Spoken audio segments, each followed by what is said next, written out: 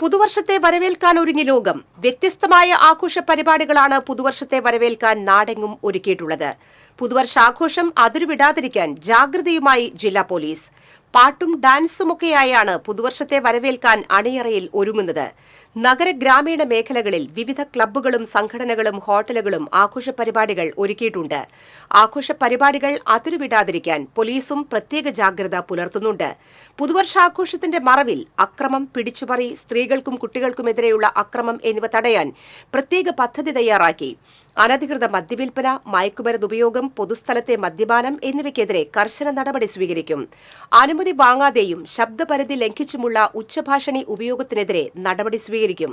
ബാറുകളിലും മദ്യവിൽപ്പനശാലകളിലും സമയപരിധിക്ക് ശേഷമുള്ള മദ്യവിൽപ്പന അനുവദിക്കില്ല. ചൊവ്വാഴ്ച രാവിലെ മുതൽ വാഹന പരിശോധന നടത്താനായി പ്രത്യേക സംഘത്തെ നിയോഗിച്ചു. മദ്യപിച്ച് വാഹനം ഓടിക്കുന്നവർക്കെതിരെ കർശന നടപടിയെടുക്കും. തീരദേശ മേഖലയിലും ജില്ലാ അതിർത്തികളിലും പ്രത്യേക പരിശോധന നടത്തും.